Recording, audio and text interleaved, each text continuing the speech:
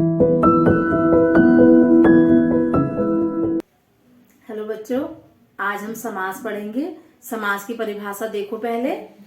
दो या दो से अधिक शब्दों के मेल से नए शब्द बनाने की क्रिया को समास कहते हैं। जब भी हम समास देखते हैं तो समास में या तो दो पदों का मेल है या तीन पदों का मेल है। उन दो या दो से अधिक पदों के मेल से एक नया शब्द बनेगा, उसको क्या कहते हैं? समास कहते हैं। जैसे गंगा का जल। अब देखो, इसमें गंगा दो शब्द हैं। उसके बाद अब एक उदाहरण आप और देख सकते हो, रसोई घर। इसमें इधर तीन अक्षर हो गए, इधर दो हो गए। तो दो या दो से अधिक शब्दों के मेल से जो एक नया शब्द बनेगा, प्रक्रिया को क्या कहते हैं? नए शब्द बनाने की क्रिया को क्या कहते हैं? समास कहते हैं। ठीक है, समास समझ में आया? समास किसे कहते हैं? समास में दो होते हैं या दो से अधिक, जो दो या दो से अधिक शब्दों के मेल से एक नया शब्द जब बनता है, नया शब्द बनाने की जो क्रिया चलती है, उसको समास कहते हैं। जैसे गंगा का जल हो गया, ऋण मुक्त हो गया, रसोई घर हो गया, जन्मांध हो गया और प्रतिदिन हो गया। ऐसे बहुत सारे शब्द हैं जिनको कि हम बहुत लंबा न कहकर संक्षिप्त कर देते हैं। तो समास का मतलब ही यह है संक्षिप्त करना, आसपास करना। मतलब चीजों को इतना बड़ा गंगा का जल न बोलकर अगर हम बोल रहे हैं हमारे गंगा जल ले आना, ठीक है, हम ऋण से मुक्त हो गए हैं, ऋण मुक्त हो गए हैं हम। ठीक है, हम रसोई के लिए घर बना रहे हैं न कहकर हम बोल रहे हैं रसोई घर बना रहे हैं। तो जो लंबा शब्द है उसको हम संक्षिप्त करते हैं। तो संक्षिप्त करने की प्रक्रिया को समास कहते हैं। या ऐसे समझो कि दो या दो से अधिक शब्दों के मेल से जो एक नया शब्द बन रहा है उसे समास कहते हैं। समास के भेद देखो। पहला भेद है तत्पुरुष समास। तत्पुरुष समास की अगर हम परिभाषा की बात करेंगे तो दूसरा पद प्रधान होता है। मतलब मेन जो होता है वो दूसरे पद की उसमें प्रधानता है। और ऐसे तुम समझने के लिए क्या करोगे? तत्पुरुष समास को समझने के लिए सबसे अच्छा तरीका है कि उसमें जो एक कारक होते हैं ना, कारक चिन्ह, इनका क्या हुआ रहता है? लोप हुआ रहता है, मतलब दिखाई नहीं देते। अब सबने कारक पढ़ा, सिर्फ एक कर्ता कारक नहीं होता इसमें। कर्ता ने, इसमें ने नहीं आएगा बीच में, बाकी सब आएंगे, सारी विभक्ति आएंगी। विभक्ति कहते हैं इनको। विभक्ति चिन्ह का लोप किस वाले समास में होता है? तत्पुरुष समास में। हमारे पास तत्पुरुष समास का उदाहरण आएगा कि बताइए इनमें से तत्पुरुष समास कौन सा है, कर्मधारय कौन सा है। तो आपने ये देखना है जिसमें भी विभक्ति चिन्ह लगे हुए हैं, मतलब जिसमें भी कारक लगे हुए हैं। अगर आप विभक्ति चिन्ह आपको याद नहीं आ रहा है तो कारक जिसमें भी लगे हुए हैं, कारक सबने पढ़े हैं का, ये जो को, के, लिए, से, जिसके अंदर भी बीच में ये चीजें हैं, वो सब कौन सा समास होते हैं? तत्पुरुष समास। सिर्फ एक कर्ता कारक का नहीं होता ये चिन्ह, और दूसरा संबोधन भी पढ़ा था हमने। संबोधन, संबोधन का क्या होता है? जिसमें हम बोलते हैं हे, जी, अरे, बाप रे, ये वाला चिन्ह नहीं होंगे उसमें। अब देखो कर्ता कारक का कैसे पता चलेगा? कर्ता नहीं होगा उसमें। तत्पुरुष समास की ये विशेषता है कि उसका दूसरा पद प्रधान होता है। कोई बात नहीं, आपको याद नहीं आ रहा, दूसरा पद प्रधान है, पहला पद प्रधान। इन सब को छोड़कर क्या करना है? जिसमें भी को, से, के, लिए लगे हैं वो सारे कौन से समास हैं? तत्पुरुष समास। जैसे अकाल से पीड़ित। अब ये से है ना, अब जब हमने इसको, अगर इसका हमने वो करा, इसको संक्षिप्त करा, तो संक्षिप्त तो हमने इसको अकाल पीड़ित लिखा, अकाल पीड़ित ही लिखा हुआ आएगा, अकाल पीड़ित लिखा हुआ आएगा। तो पहचानने के लिए आप क्या करोगे? सबसे पहले समास को विग्रह कर लो। जब भी हम समास को विग्रह करते हैं, अलग अलग करते हैं, वैसे ही हमें उसको पहचानने का तरीका आता है। अब आप अपने आप करोगे, अकाल मन में ही विग्रह हो जाएगा। अकाल पीड़ित मतलब अकाल से पीड़ित। अच्छा, इसमें से आ रहा है तो से तो जो है कर्ता ने कर्म को करण से, ये तो करण की विभक्ति है। अब वैसे तत्पुरुष समास में सारी विभक्तियां आ रही। अब ऐसे कई बार ऐसा भी पूछा जाता है कि कौन सा वाला तत्पुरुष है, तो से आया तो आपको पता है करण वाला है, अकाल से पीड़ित हुआ है वो, ठीक है। और अगर के लिए आया है तो अपादान है। से भी दो हैं, एक तो द्वारा वाला है और एक अलग होने वाला है। तो इतना डीप में वैसे तत्पुरुष समास के लिए जाना नहीं है। न ही तत्पुरुष समास के ऐसे कोई भेद पूछे जाते हैं कि ये करण है या ये कर्म तत्पुरुष है, ऐसा नहीं पूछा जाता। अक्सर यही पूछा जाता है कि ये समास का मतलब ये जो समास है ये कौन सा समास है। तो आपको तत्पुरुष समास के लिए सिर्फ ये समझना है कि जितने भी कारक चिन्ह हैं वो सारे किसमें आते हैं? तत्पुरुष समास में आते हैं। और तत्पुरुष समास का दूसरा पद प्रधान होता है का मतलब से गंगा जल है, गंगा जल, इसमें जल प्रधान है, दूसरा वाला पद प्रधान है। इसमें हर समास में 2 या 3 शब्दों के मेल से जो नया शब्द बनता है उसे समास कहता है। हमें पता है 2 पद होते हैं। अब रसोई घर है, जैसे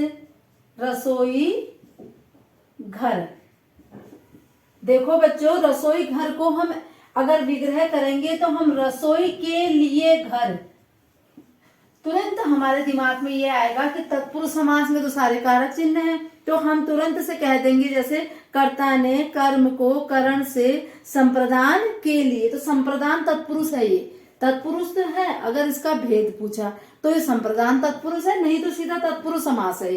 पता है तत्पुरुष का भेद ऐसे पूछा नहीं जाता, लेकिन आपको अगर कारक चिन्ह आते हैं तो आप तत्पुरुष समास का भेद भी बता दोगे ये कौन सा वाला तत्पुरुष समास है। अब ये अलग वाला है, देखो ऋण से मुक्त से, इसमें भी आया काल से पीड़ित। अब देखो आप ऋण से मुक्त, ऋण से मुक्त,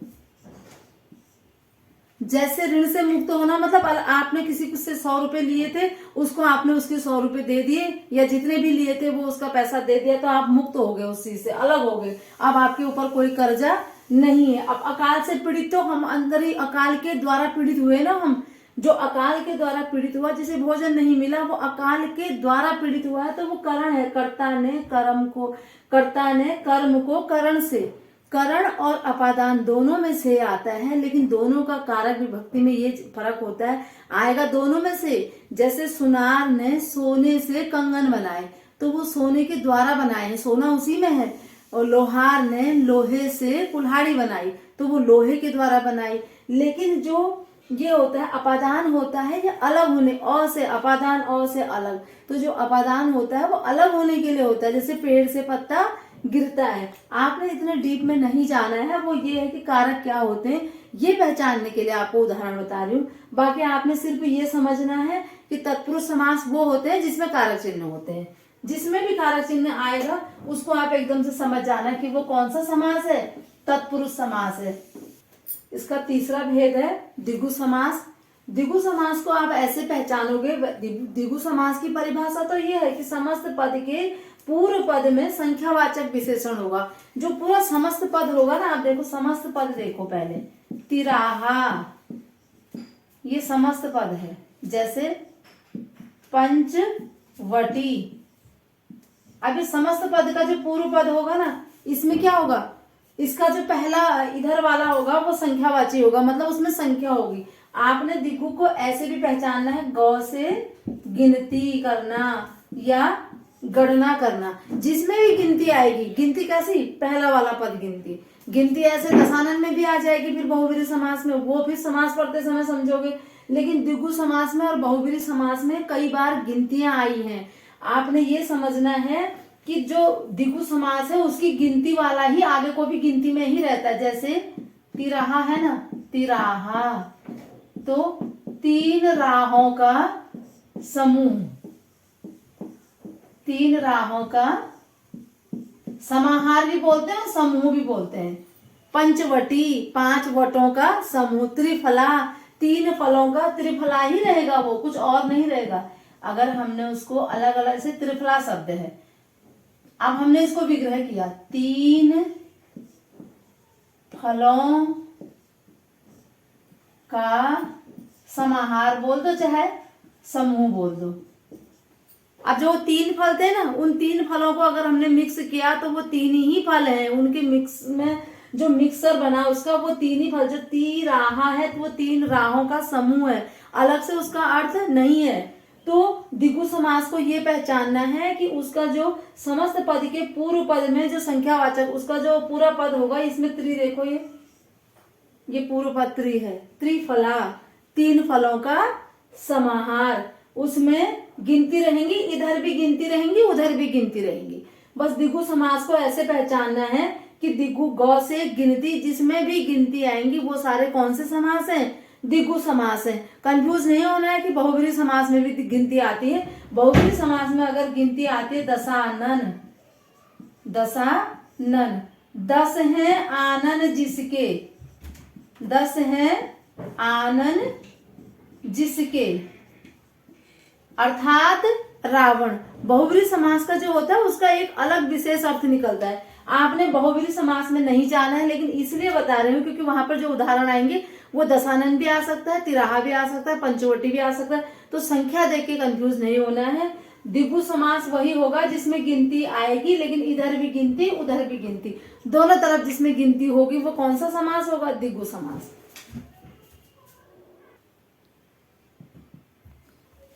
अब हम पढ़ेंगे बहुब्रीहि समास। द्विगु समास और बहुब्रीहि समास में समानता है, लेकिन सिर्फ संख्या की समानता है। संख्या की वजह से उसमें जो कंफ्यूजन है वो संख्या का है, बाकी बिल्कुल अलग इसकी विशेष वो परिभाषा है। इसका ना पहला पद प्रधान होता है, न तो प्रथम पद प्रधान है, और न द्वितीय दूसरा पद भी प्रधान नहीं है।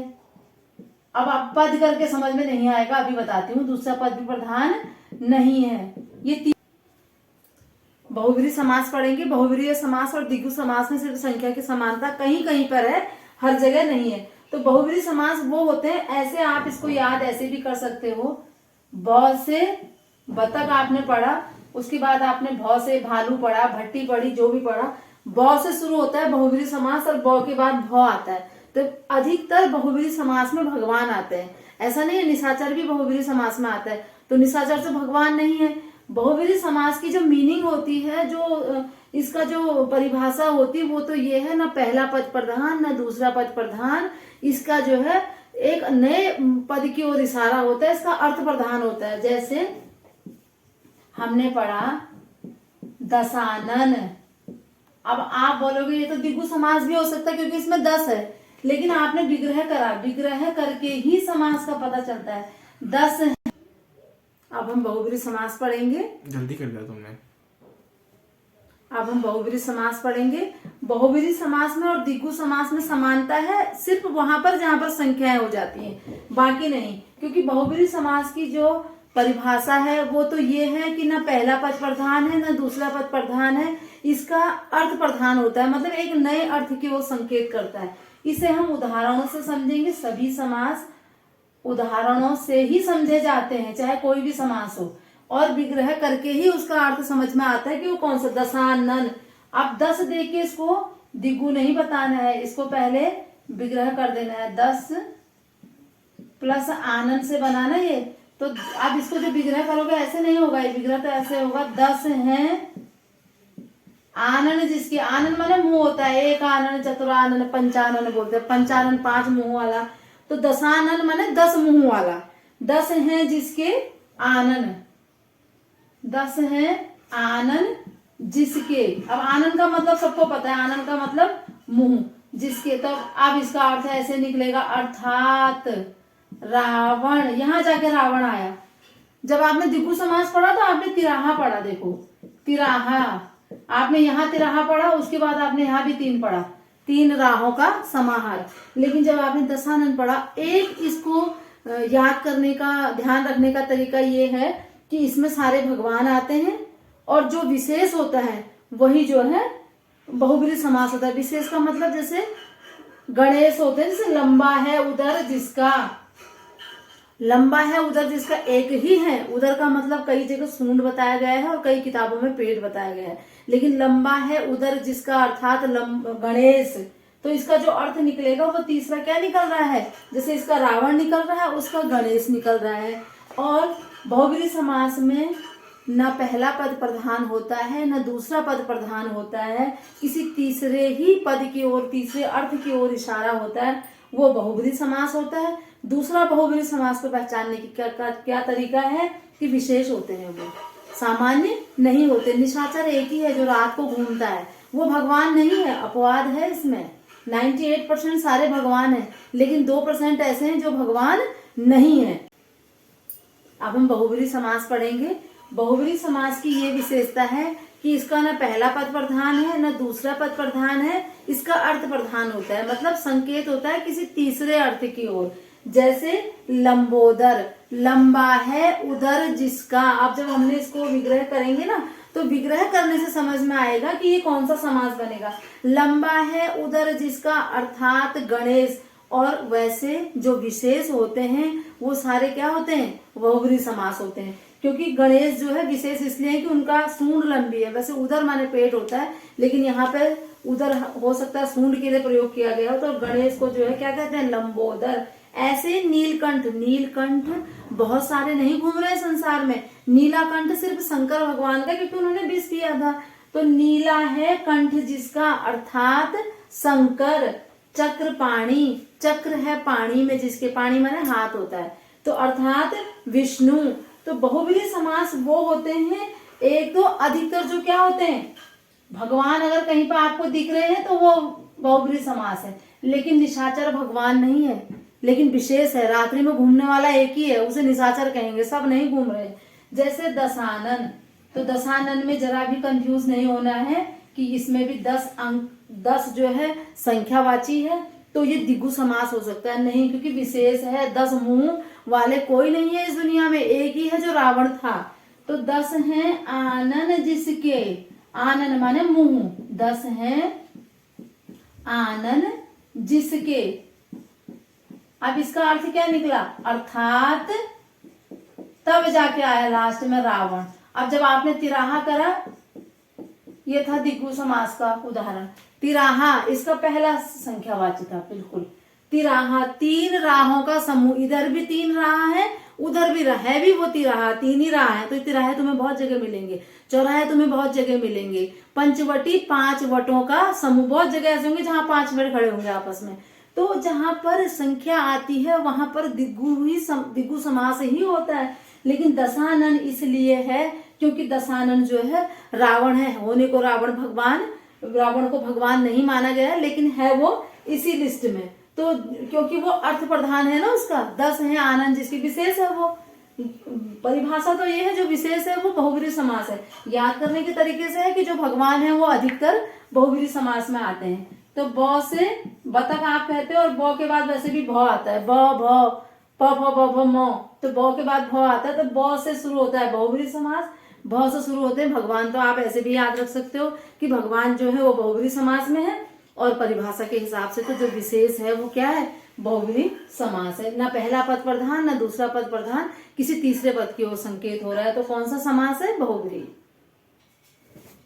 अब हम द्वंद्व समास पढ़ेंगे। द्वंद्व समास जो है और भी आसान है बाकी समास से, क्योंकि इसके दोनों पद प्रधान हैं, दोनों पद प्रधान। अब आप ऐसे भी इसको याद कर सकते हो, जैसे अन्न है और जल है।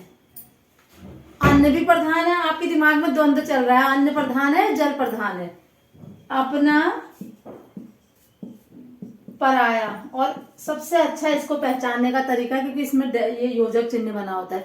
योजक चिन्ह का मतलब होता है डैश, बीच में। जहां भी बीच में आप ऐसा देखोगे वहां पर क्या होगा, ये वाला समास होगा, द्वंद्व समास। और अगर आपको द्वंद्व का मतलब समझ में आता है कि मेरे दिमाग में एक द्वंद्व चल रहा है, ये वाला डिसीजन लूं या दूसरा वाला डिसीजन लूं, तो भी आप इसको याद कर सकते हो। ये भी एक तरीका है, हम इसको ऐसे याद कर सकते थे, अपना है या पराया है, अन्न है या जल है, कौन बड़ा है, माता पिता। अब आपके माइंड में द्वंद्व चल रहा है, मम्मी बड़ी है या पिताजी बड़े हैं, दोनों ही बड़े हैं। लेकिन पहचानने का तरीका ये भी है, पर परिभाषा में कहीं पे भी ये नहीं है कि योजक चिन्ह होगा, तो बिल्कुल यही होगा। परिभाषा तो ये है कि दोनों ही पद इसके प्रधान होते हैं, ठीक है। या पूरक होंगे, जो इससे उदाहरण आते हैं ना वो याद है, तो पूरक होगा एक दूसरे का, या तो विलोम होगा। लेकिन जैसे माता पिता पूरक हैं, अपना पराया विलोम है, अन्न जल जो है पूरक है, अन्न जल का पूरक है। तो जिसमें भी बीच में क्या आएगा, जिसमें भी बीच में ये चिन्ह आएंगे वहां पे तुमने क्या सोचना है, यहाँ पर कौन सा समास है, द्वंद्व समास है, ठीक है। अब द्वंद्व से ऐसे भी याद कर सकते हो आप, दो दो आ रहा है ना, दो द्वंद्व ऐसे भी लिखा था, ऐसे भी लिखा था, तो दो से दोनों। जैसे आपने द्विगु याद किया, ग से गिनती, ठीक है। और इसे क्या करोगे, दो से दोनों, दोनों प्रधान होते हैं, पहला भी और दूसरा भी, ठीक है। ये द्वंद्व समास हो गया। अब हम अव्ययी भाव समास पढ़ेंगे। अव्ययी भाव समास नाम से ही पता चल रहा है, ठीक है। इसका जो पहला पद होगा ना वो अव्यय होगा। अब हमने अव्यय पढ़े हैं, अ माने हिंदी में अगर अ उपसर्ग के रूप में जुड़ता है तो उसका मतलब नहीं होता है, ठीक है। अब जैसे हमने अव्यय, अ माने नहीं, व्यय माने खर्च, जो शब्द जो है, इसका जो अव्यय भाव समास की जो डेफिनेशन है, जो इसकी परिभाषा है, वो तो ये है कि इसका दोनों पद मिलकर अव्यय बन जाते हैं, पहला और दूसरा अव्यय बन जाता है। तो जहां पर भी अव्यय दिखाई देगा वो कौन सा समास है? अव्यय भाव समास है। एक तो ये है इसको पहचानने का तरीका। दूसरा क्या है? इसमें उपसर्ग बने रहते हैं। जैसे देखो, प्रतिदिन, प्रति उपसर्ग है, आमरण, आ उपसर्ग है, आमरण अनशन ले लिया उन्होंने, मतलब मरते दम तक। आ जन्म, जन्म से, आ जन्म, भर पेट, भर भी उपसर्ग है। जहां पर भी उपसर्ग लगे होंगे वो अव्यय भाव समास होंगे। दूसरा अव्यय भाव समास, दोनों मिलके अव्यय हो गया। वैसे अगर हमने दिन लिखा बच्चों, तो दिन दिन है, दिन अलग है और प्रति अलग है, लेकिन इसकी क्या विशेषता है? अगर हमने इसको दोनों को मिला के लिख दिया प्रतिदिन, तो प्रतिदिन बन के क्या बन गया? अव्यय भाव समास बन गया। आमरण और यथाशक्ति, देखो यथाशक्ति हमने जो है दक्षिणा दे दी, यथाशक्ति, शक्ति के अनुसार। अब इसको विग्रह करोगे आप, शक्ति के अनुसार। अब इसमें उसमें नहीं जाना है, ये सब इसमें अधिकतर उपसर्ग होते हैं, लेकिन इसमें उसमें नहीं जाना है कि ये दूसरा वाला तत्पुरुष हो सकता है। इसमें आगे यथाशक्ति पूरा मिलके क्या बन गया? पूरा मिलके अव्यय बन गया। तो जिसमें भी अव्यय आएंगे, अविकारी शब्द आएंगे, वो सारा कौन सा समास होते हैं? अव्यय भाव समास होते हैं। अव्यय और अविकारी एक ही होते हैं। जो अव्यय होते हैं उन्हीं को अविकारी भी कहते हैं। देखो, अविकारी, विकार माने परिवर्तन, अ माने नहीं, जिसमें परिवर्तन नहीं आता। अब आप इनको वाक्य बना के भी कर सकते हो। जैसे मैं प्रतिदिन स्कूल जाती हूँ, बच्चे प्रतिदिन स्कूल जाते थे, लड़कियां प्रतिदिन स्कूल जाएंगी। लिंग बदला, वचन बदला, काल बदला, लेकिन प्रतिदिन पे कोई प्रभाव नहीं पड़ा। जिन शब्दों पर लिंग वचन काल कारक का कोई प्रभाव नहीं पड़ता उन्हें अविकारी शब्द कहते हैं। ये अविकारी शब्दों की परिभाषा है, इसमें कंफ्यूज नहीं होना है। अव्यय भाव समास वो होते हैं जो अविकारी शब्द होते हैं, जिन्हें अव्यय कहते हैं। दूसरा पहचानने का तरीका है कि इसमें उपसर्गों से शब्द बनते हैं। भर पेट मिलके क्या बन गया? पहले भर अलग है और पेट अलग है। अगर भर पेट बन एक साथ लिख दिया तो ये क्या बना? अव्यय हो गया ये। ठीक है, तो इसे अव्यय भाव समास कहते हैं।